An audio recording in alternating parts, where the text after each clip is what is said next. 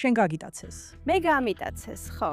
და ეს სასწაული იყო, რომ გამოვედი იქიდან და იმ დროს ისრაელში არავის ვიცნობდი. მაგრამ რაც მოხდა, მან მომცა ბიძგი. იცი, თითქმის ასე ვიყავი, კარგი, მინდოდა გამეგო როგორია იქ და ვინახე როგორია იქ. და მინდა კიდე უფრო მეტი გავიგო ისტორიაზე და სხვა საკითხებზე. ამიტომ ისევ ბევრი წავიკითხე. და შემდეგ ნამდვილად ვიგრძენი, რომ ეს იყო ჩემი მოწოდება. მსოფლიოსთვის გამემჟღავნებინა, რომ პალესტინა ტყუილია. ფოშალი დასი არის India-Israel Nexus-ის თანადამფუძნებელი და ავტორი. ჩემთვის დიდი პატივია, რომ ის აქ არის Court Interview-ში. მოგესალმებით, ფოშალი დასი. დიდი მადლობა, რომ დამპატიჟეთ. იცით, მგონია, რომ ხშირად ჩამოდიხართ ისრაელში, რადგან აქ ძალიან ბევრჯერ გნახეთ. და ძალიან მაინტერესებს თქვენი ისტორია. უკეთ გავიგო. როგორ ხდება, რომ ახალგაზრდა ქალი ინდოეთიდან გერმანიაში ცხოვრობს და ხდება ასეთი ძლიერი დამცველი ისრაელის? კარგი, პირველ რიგში მე არც ისეთი ახალგაზრდა ვარ. შენ ახალგაზრდა ხარ. გვადლობ. მე დავიბადე კოლკატაში, ან კალკუტაში, როგორც თქვენ იცით, ეს არის ქალაქი, სადაც თანაცხოვრებაა. მე გავიზარდე ლამაზ გარემოში, სადაც სხვადასხვა რწმენის ადამიანები ერთად ცხოვრობდნენ. ასე გავიზარდე მართლა. მე გავიზარდე სინამდვილეში, შეიძლება ითქვას, სრულიად არარელიგიურ გარემოში. ჩვენ უბრალოდ ერთ ღმერთში გვჯეროდა. და შეიძლება ითქვას, რომ ეს კარგი აღზრდა იყო. შემდეგ სკოლის ბოლო წლები ნიუ-დელისში გავატარე. შემდეგ სასწავლებლად დიდ ბრიტანეთში გადავედი. იქ გავიცანი ჩემი მომავალი ქმარი, რომელიც გერმანელია, და შემდეგ გერმანიაში გადავედი. და ეს დიდი ხნის წინ მოხდა, მაგრამ დაახლოებით 23 წლის წინ ასევე გავეცანი ებრაულ წმინდა წერილებს, რამაც თითქოს ისრაელის მიწასთან დამაკავშირა. ანუ ეს თქვენი რწმენით გააკეთეთ, თქვენ ქრისტიანი ხართ. დიახ, კარგა ხანს ქრისტიანი ვიყავი, დიახ. და კი, მაგრამ ეხლა იუდაიზმს მივყვები, დიახ. ვაუ, კარგი. ანუ საკმაოდ დიდი გზა გაიარეთ. თქვენ აღმოაჩინეთ წმინდა წერილები? რა გიზიდავთ? ანუ იქ ბევრი რამაა. ვიცი, რომ იქ ბევრი რამაა, მაგრამ იცით, უნდა თქვა, რომ მაშინაც კი, როცა ქრისტიანი გავხდი, პირველი რაც მომხიბლა იყო ის ფაქტი, რომ იესო ებრაელი იყო. მართალია.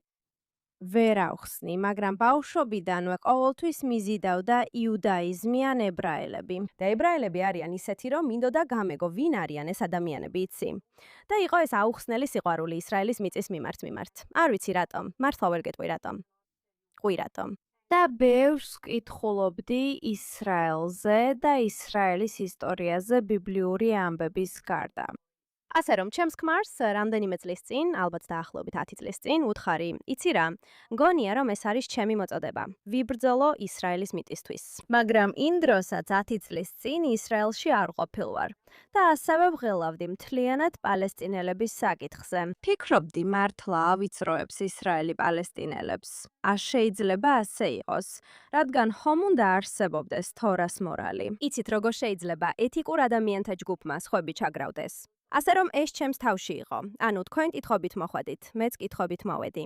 და რა თქმა უნდა, როგორც ყველამ ვიცით, საერთაშორისო მედია ყოველთვის ძალიან მიკერძოებულია ისრაელის წინააღმდეგ. ამიტომ ჩემს გონებაში მქონდა ასეთი იდეა, რომ ისრაელი შეიძლება ყოფილიყო აპარტეიდის სახელმწიფო, ან თქვათ უფრო თეთრი. როცა პირველად ისრაელში ჩავედი, უმეტესობა უფრო გავდა ჩემს ქმარს, რომელიც ქერაა და ცისფერთვალება ვიდრე მე. და როცა პირველად ისრაელში ჩავფრინდი, ვიფიქრე, ეს რა არის? აქ საერთოდ არ გამოვირჩევი. ეს იყო ისეთი შეგრძნება, თითქოს, ვაუ, ორივე ვერ გებით აქ, მე და ჩემი ქმარი. და ვიფიქრე, ვაუ, რა ლამაზი და მრავალფეროვანი ადგილია. ხო, ასეა. ასე რომ ძალიან საინტერესო გამოცდილება მქონდა პირველად ისრაელში ჩასვლისას პირველივე დღეს. რა მოხდა? ასე რომ გამოვდიოდი, პირველი ადგილი, სადაც წავედი, იყო გოდლის კედელი, მას შემდეგ რაც ბარგი იმ ბინაში დავტოვე, სადაც ვრჩებოდი. შემდეგ გამოვედი აღმოსავლეთის კარიბჭიდან, იცი, ეს არის ეგრეთ წოდებული ნეხვის კარიბჭე, რომელიც აღმოსავლეთ იერუსალიმში გადის. ეს არ ვიცოდი. და ძალიან ცხელი დღე იყო. სინამდვილეში თურქეთიდან ჩამოვედი, რადგან თურქეთში მუშაობდი და მიწისძვრის მსხვერპლებს ვეხმარებოდი ერთ-ერთი ისრაელის ორგანიზაციის საშუალებით. რა საინტერესოა. ძალიან ცხელოდა და დაღლილი ვიყავი, ამიტომ ბევრი არ მიფიქრია. გზაზე სიარულს ვაგრძელებდი და ბოლოს ცოტა არაკომფორტულად ვიგრძენი თავი. ბევრი ტაქსის მძღოლი მეკითხებოდა. მინდოდა თუ არა მათ დაკში ჩაჯდომა, ვეუბნებოდი არა, უბრალოდ ფეხით ვივლი, უბრალოდ მინდა ეს ადგილი აღმოვაჩინო. შაბათის შუადღე იყო მახსოვს, შაბათის დილა. და ბოლოს დავნებდი და ტაქსში ჩავჯექი. დავინახე, კარგი ეს ისრაელის სანომრე ნიშანია. წესით ყველაფერი კარგად უნდა იყოს. და ტაქსში ჩავჯექი. მოკლედ რომ თქვა, ტაქსის მძღოლმა მალე კარები ჩაკეტა და მე ისეთ ადგილას აღმოჩნდი, სადაც არ მინდოდა წასვლა. და დავინახე, როგორ უხვევდა გზები. და დავინახე ეი-ზონა. გააცნობიერე, რომ სადღაც მიყავდი. თუ უთხარი, გაჩერდი, ჩემს სასტუმროში წამიყვანე. უთხარი, მაგრამ მერე დაიწყო ლაპარაკი, რომ ჩემი და ხარ. როგორ მიხარია, რომ წმინდა მიწაზე ჩამოხვედი. მოდი წაგიყვან იქ, სადაც ნამდვილი ისტორია მოხდა. მოდი წაგიყვან ბოაზის ველზე. და ასე შემდეგ, მთელი ეს უაზრო ამბავი.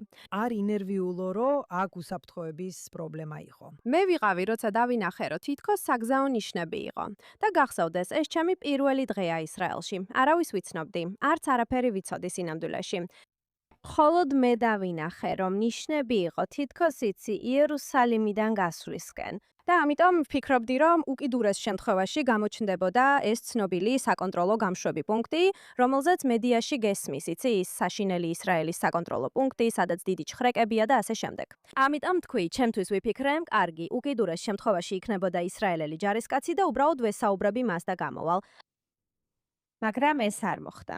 ჯერ კიდევ მაქვს ფოტო, უბრალოდ ხალხი ტაქსის ატარებდა და არაფერი ხდებოდა, არც გაჩერება, არაფერი. მაშასე უბრალოდ ვესაუბრე ამ ბიჭს, ტაქსის მძღოლს. კითხე, სად არის ეს ცნობილი საკონტროლო გამშვები პუნქტი, რაზეც ყველა ლაპარაკობს მეთქი.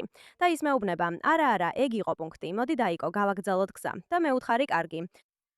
გონია ერთადერთი დრო, როცა, ხო იცით, გონია ეს ადამიანურ ბუნებაშია, როცა კრიზისულ სიტუაციაში ხვდები, თითქოს ადრენალინი ან რაღაც მსგავსი გეუფლება, რაც გაძლევს შეგრძნებას, რომ შეგიძლია გააკეთო ეს, ძლიერი ხარ, მშვიდად ხარ. მაგრამ როცა წითელი ნიშანი დავინახე, აზონა. ვაუ, და აწერია, რომ ებრაებს არ აქვთ შესვლის უფლება, ისრაელის მოქალაქეებს აკრძალული აქვთ შესვლა და მე ვიფიქრე, მოიცადე, სად მიმყავხარ. მან მითხრა, არ ინერვიულო, კარგ ადგილას წავიყვან.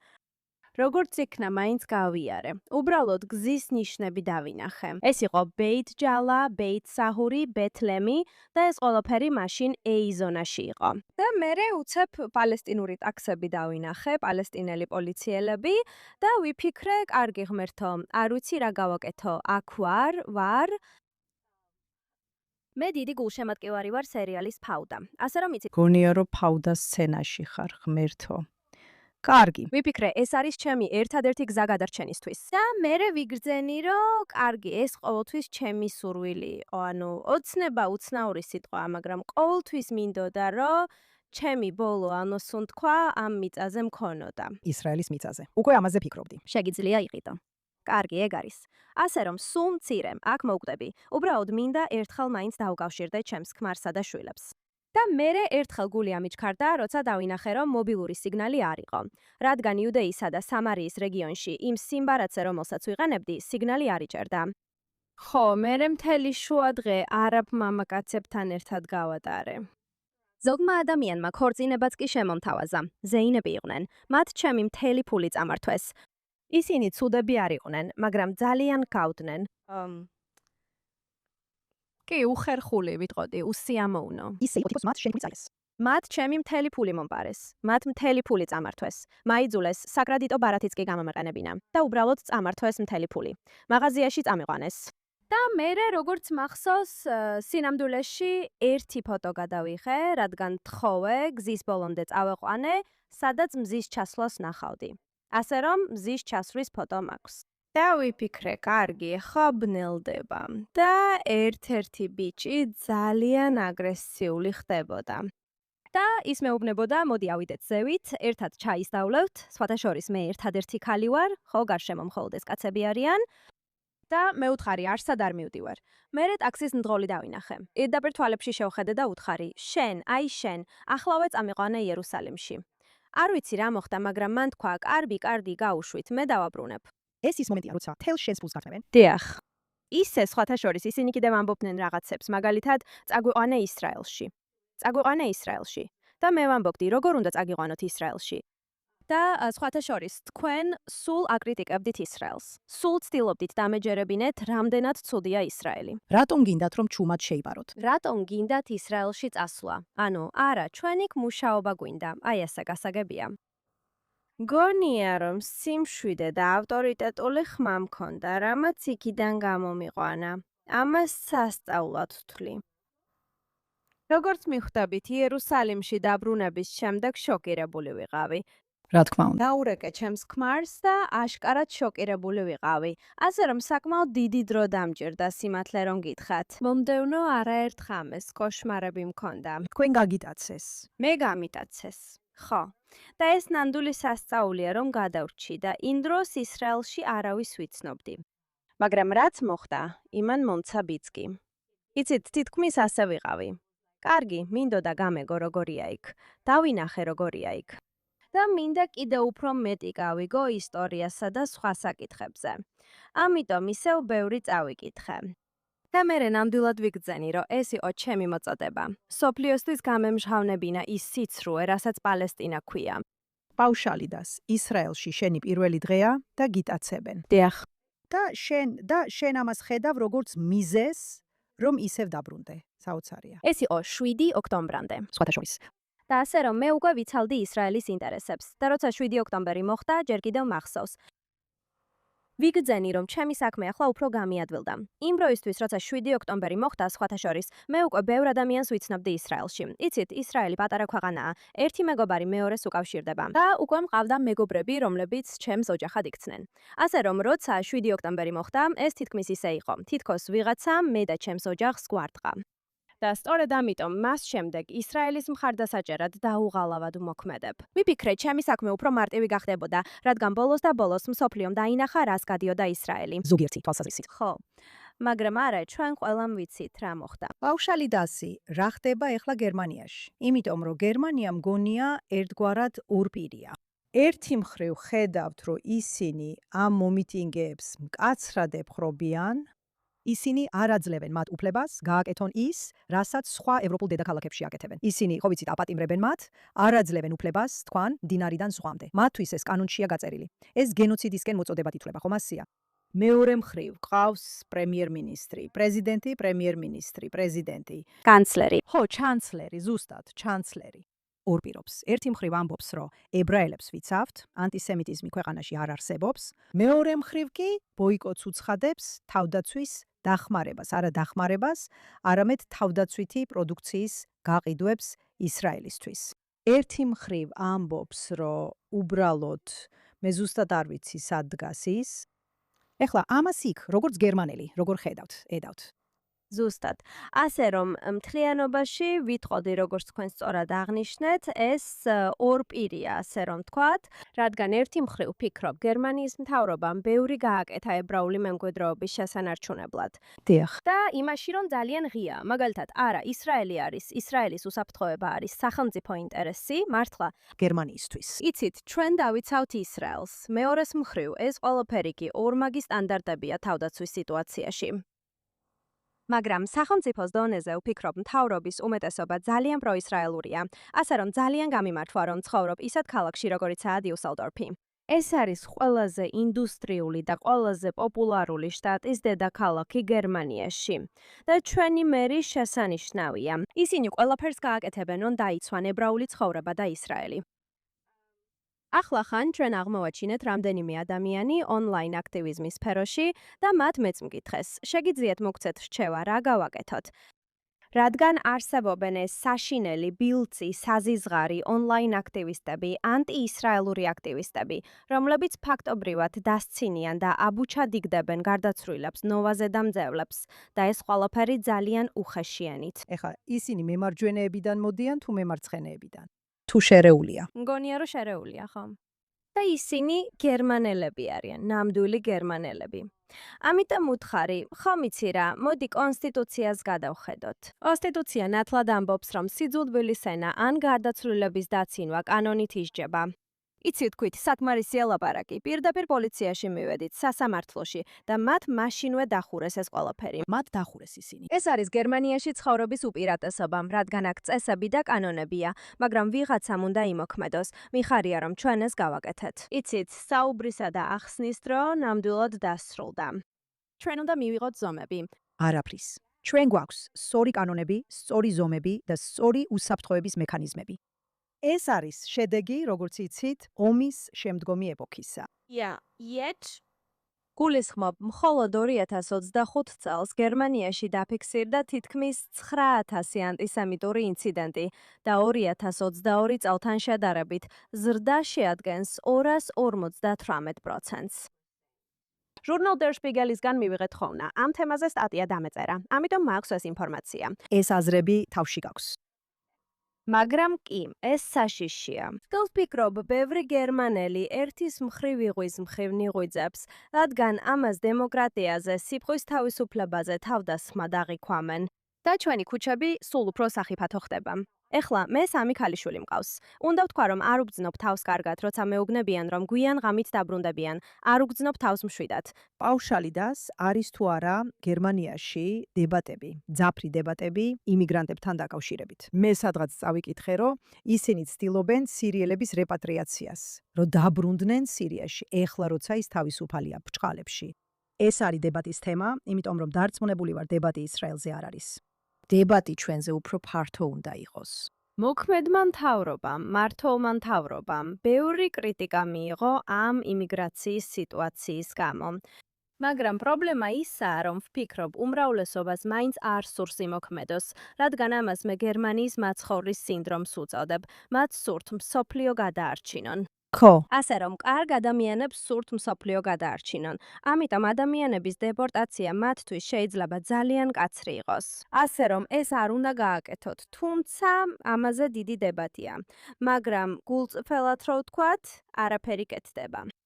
და რამდენად მძიმეა მდგომარეობა დანაშაულის მხრივ. თქვით, რომ გეშინიათ თქვენს ქალიშვილებს ღამით მარტო სიარული. გონია, ბევრ ადამიანს ასე გძნობს თავს ახლა ევროპის ბევრ დედაქალაქში. რა სამწუხაროა. ადრე ასე არ იყო. და ჩემს ქალაქში ებრაულ თემსაც ვსტუმრობ. ებრაელებისთვის ეს სასიამოვნო არ არის. ქუჩაში კიპას ვერ დაიხურავ. გასაგებია, მიხარია, რომ ეს ყელსაბამი მიკეთეთია, რომელზეც ებრაულად წერია ემეთ. მაგრამ ვიცი, რომ უმეტესობა ებრაულს ვერ გაიგებს. მაგრამ თუ დავითის ვარსკვლავი მიკეთია, როცა მძევლების მხარდამჭერი აქციები ქონდა, მეშინოდა ხოლმე მაგალითად აქციაზე, იქ პოლიციის დაცვა და არაფერია საშიში. მაგრამ როცა აქცია მთავრდებოდა და მანქანამდე მივდიოდი, სულ უნდა მეყურებინა გარშემო. იმიტომ რომ ფიქრობდი რა უცნაური ცხოვრებაა. გერმანიაში. გერმანიაში, დიახ. მიხარია, რომ პოლიცია ძალიან ძლიერია, ძალიან ვამაყობ ჩვენი პოლიციით. მაგრამ პოლიციაც უკვე ამ ყველაფრით უკვე ძალიან გაბეზრებულია, წარმოიდგინე, თავისუფალი პალესტინის აქტივისტები, მაგრამ ეს ძალიან სასიამოვნო არ არის. წარმომიდგენია, პაუშალიდას მოგვიყევით ცოტა რამ იმ წიგნზე, რომელიც დაწერეთ, გასულ წელს აქ პრეზენტაცია გქონდათ, რომელსაც დიდი პატივით დავესწარი. მოგვიყევით წიგნზე და რა შთაგაგონათ მისი დაწერა. დიდი ხანია მინდოდა წიგნის დაწერა ინდოეთის ებრაელებზე, რადგან ვფიქრობ, რომ ებრაული ისტორიის ეს ნაწილი კარგად ცნობილი არ იყო. და ბოლოს დაახლოებით 8 წლის წინ დაუკავშირდი ერთ ადამიანს, ინდოელ ებრაელ ქალბატონს, რომელიც 83 წლისაა და კანადაში ცხოვრობს. და ბევრი ვისაუბრეთ, მე ვუთხარი, კარგი იცი რა, მოდი გავაკეთოთ ეს. შენს ისტორიაზე დაყრდნობით გავზიარებ ხალხს ინდოელი ებრაელების ისტორიას, რადგან მასაც აქვს დიასპორის დიდი გამოცდილება. ასე რომ გადავწყვიტეთ, დაგვეწერა ეს წიგნი. ძირითადად ბაღდადის ებრაელების მემკვიდრეობაზე, იმ ებრაელებზე, რომლებიც ახლო აღმოსავლეთიდან მოვიდნენ და ეს იყო ებრაელი ხალხის ინდოეთში ჩამოსვლის ერთგვარი ბოლო ტალღა. მაგრამ ასევე ბენე ისრაელი, რომელიც ერთ-ერთი უძველესი თემია, რომელიც პირდაპირ ისრაელის მიწიდან მოვიდა ნაველელის მიწიდან. და ერთ-ერთი რამ, რაზეც ვისაუბრეთ, არის ის, რომ ინდოეთში ებრაელებს არასოდეს გამოუცდიათ ანტისემიტიზმი. სწორია. ისტორიულად. ალბათ დედამიწაზე ერთადერთი ადგილია. ზუსტად. და მათ კარგი ცხოვრება ჰქონდათ. ისევ მუმბაი, დელი და კოლკატა თანაცხოვრების ქალაქებად ითვლებოდა. და სინამდვილეში სინაგოგებს მუსლიმი მზრუნველებიც კი ჰყავდათ, ასე რომ ერთმანეთის მიმართ დიდი პატივისცემა იყო. მაგრამ როცა ეს ბენე ისრაელის ოჯახები ჩრდილოეთ ამერიკაში გადავიდნენ, ხშირად გრძნობდნენ, რომ ხალხს უბრალოდ არ იცოდა მათი ისტორია. და ფიქრობდნენ, შენ ებრაელი ხარ, იუდაიზმზე ხომ არ ხარ მოქცეული თუ რაღაცა მსგავსი. და ჩვენ ვიფიქრეთ, არა, მოდი ეს დავწეროთ. და მე უბრალოდ ვიგრძენი, რომ 7 ოქტომბრის შემდეგ ებრაელი ხალხის ისტორია მთელი მსოფლიოდან, ვფიქრობ, კიდევ უფრო მნიშვნელოვანი გახდა ამ ისტორიის გაზიარება. იმიტომ რომ ებრაელები მხოლოდ ევროპაში არ ცხოვრობდნენ. ევროპაში ჰოლოკოსტის დროს მათ ეუბნებოდნენ, რომ ისინი საკმარისად ევროპელები არ იყვნენ. ზუსტად, მაშინ ისინი თეთრები არ იყვნენ, მაგრამ ეხლა როგორც ჩანს ჩვენ თეთრი კოლონიზატორები ვართ და თქვენც ასევე. მეც მეუბნებოდნენ, ადრე მეუბნებოდნენ, პოლონეთში დაბრუნდი, ვამბობდი, მართლა გავარ პოლონელს. ხედავ, ისინი იმდენად ტვინგამორეცხილები არიან, ისინი ნებისმიერ ადამიანს ცილს დასწამებენ, ვინც ისრაელისა და ებრაელების მხარდასაჭერად დადგება. დიახ, ესეც იყო ერთ-ერთი მიზეზი, რატომაც გადავწყვიტეთ, რომ მხოლოდ ინდოეთის ებრაელების მემკვიდრეობაზე არ გველაპარაკა. არამედ კულინარიული მემკვიდრეობის შენარჩუნებითაც გადმოგვეცა ეს. ასე რომ თქვენ გაქვთ ინდოელი ებრაელების კარგი რეცეპტებიც, მაგრამ ასევე ყვებით ისტორიასაც. მაგალითად, რატომ იყო სიონიზმი ასეთი მნიშვნელოვანი? ეს არ არის პოლიტიკური სიონიზმი, რადგან ისინი ამბობდნენ, რომ ჩვენი წინაპრები ათასობით წლის განმავლობაში იერუსალიმისკენ ლოცულობდნენ და სიონში ყოფნა სურდათ. ამიტომ. დიახ, ზუსტად ასეა. ჩვენს თეთრები არ ვართ. კოლონიზატორები. ჩვენ თეთრი კოლონიზატორები არ ვართ, ჩვენ თქვი ეს. პაუშალი დასი და ეხლა კიდე სხვა რაღაცა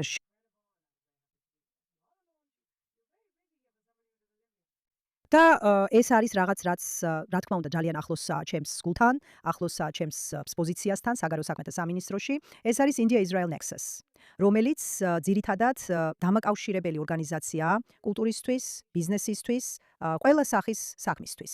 გითხარი, რატო გააკეთე ეს და რატო ეხლა? კი, ესეა, ეს ერთად დავაფუძნეთ ჩემს პარტნიორებთან ერთად, რევიდ ალმოსესთან, რომელსაც ისრაელში მოსეს ეძახიან, რომელიც თითქოს ინდოეთის არაოფიციალურ ელჩად იქცა ისრაელში, მაგრამ ის ინდოელი ებრაელია, რომელიც თელ-ავივში ცხოვრობს. და ჯოისტონ დიმელო, ის სერიული მეწარმეა. ასე რომ, ის ასევე პასუხისმგებელია ინდოელი მუშების ისრაელში ჩამოყვანაზეც. მას ოჯახური ბიზნესი აქვს უკვე 20 წელზე მეტია. ასე რომ ჩვენ სამმა ერთმანეთი ვიპოვეთ და მსგავსი იდეები გქონდა. და ვიფიქრეთ, მოდი გავაკეთოთ, რადგან სამივე საქმის ხალხი ვართ. და თქვით, მოდი გავაკეთოთ. ჩვენ გვინდა შევქმნათ პლატფორმა ადამიანებისთვის, ბიზნესში, კულტურაში. საზოგადოებიდან უბრალოდ ერთად შეკრებისთვის, რადგან ამას ვაცნობიერებთ და სხვათა შორის ეს ისრაელშია დაფუძნებული. მაგრამ ჩვენ მჭიდრო კავშირი გვაქვს ისრაელის საელჩოსთან ინდოეთში და ისინი ძალიან გვიჭერენ მხარს. ჩვენ ვიცით, რომ ბევრი ინდოელი ცხოვრობს ისრაელში მაგალითად, ან ბევრი ისრაელი უნდა წავიდეს ინდოეთში ბიზნესის გასაკეთებლად. ჩვენ ვიცით ამ ორ ქვეყანას შორის ძლიერი თავდაცვითი თანამშრომლობის, ასევე ისრაელის ტექნოლოგიების, აგროტექნოლოგიებისა და კვების ტექნოლოგიების შესახებ და ასე შემდეგ. მაგრამ სად არიან ეს ადამიანები? იცით, მათ სურთ დაკავშირება. ბევრია ისეთი, რომ გვინდა მეტი ვიცოდეთ ერთმანეთის შესახებ, მაგრამ ადამიანები მთელ ქვეყანაში არიან გაფანტულები. ამიტომ თქვით, მოდი ერთად მოვიყვანოთ ისინი. და ჩვენ უბრალოდ გვინდა შევქმნათ პლატფორმა, სადაც ადამიანები ერთმანეთს დაუკავშირდებიან, შესაძლოა ახალი ბიზნეს შესაძლებლობები აღმოაჩინონ, ვორქშოპები ჩაატარონ. იცით, ან თქვათ ისრაელის კომპანია სურს ინდოეთთან ბიზნესის გაკეთება. და ვორქშოპის ჩატარება იმაზე თუ როგორი გამოცდილებაა ინდოეთში ბიზნესის წარმოება ხო. და ანალოგიურად პირიქითაც. ამიტომ ვფიქრობ, რომ ახლა სწორია დრო. და როგორც იცით, პრემიერ-მინისტრი მოდი აქ იყო. ბევრი მემორანდუმი გაფორმდა, ბევრი სავაჭრო შეთანხმებაა გასაკეთებელი. იცით, მე თავად ვარ ჩართული სპარსეთის ყურის ქვეყნებში, სპარსეთის ყურის ისრაელ ქალთა ორგანიზაციაში და ასევე არაბთა გაერთიანებული საამიროების ისრაელის ბიზნეს საბჭოში. და ძალიან ბევრი საინტერესო შესაძლებლობაა, მაგალითად, I1 UAR, ისრაელი, ინდოეთი, აშასეჩო, არაბთა გაერთიანებული საამიროები და IMEC, ისრაელი, ახლო აღმოსავლეთი, ევროპული დერეფანი. ამიტომ ვფიქრობ, ინდოეთსა და ისრაელს ძალიან პერსპექტიული მომავალი აქვთ თანამშრომლობის თვალსაზრისით. ძალიან მიხარია, რომ თქვენ შექმნით ეს პლატფორმა ხალხიდან ხალხამდე ურთიერთობისთვის, რაც არის ნორმალიზაცია და კავშირი. ფიქრობ, ეს უკიდურესად მნიშვნელოვანია. დიახ, და ასევე იცით, მაგალითად, თავდაცვა და წვეთოვანი მურწყვა, რითაც ისრაელი ცნობილია ინდოეთში. ეს კარგია და მთავრობის წარმომადგენლებიც რომ ჩამოართმევენ ერთმანეთს ხელს, ესეც კარგია. მაგრამ საბოლოოდ ადამიანები ქვეყანას მხოლოდ მაშინ იცნობენ, როცა ჩვეულებრივი ხალხი ერთად იკრიბება, ურთიერთობენ, ერთად ჭამენ, ერთმანეთს ესაუბრებიან. აი ეს არის გზა, რომ შეინარჩუნო ურთიერთობა. სწორედ ამას ვცდილობთ ჩვენ, მართლა. მე ვფიქრობ, რომ ეს ფანტასტიკური იდეა. ოთახში ძალიან სერიოზული ადამიანები იყვნენ. ყოფილი ელჩები, სავაჭრო პალატების ხელმძღვანელები, ადამიანები, რომლებსაც ნამდვილად აქვთ ეს ურთიერთსიყვარული ინდიასა და ისრაელს შორის. დიახ. და ძალიან აღფრთოვანებული ვარ იმით, თუ სად მიგვიყვანს ეს და როგორი იქნება მომავალი რეგიონში. დიახ. და იცით, ძალიან მაინტერესებს, რას გააკეთებთ შემდეგ, ბავშალიდას. რადგან ყოველთვის დაკავებული ხართ საოცარი საქმეებით.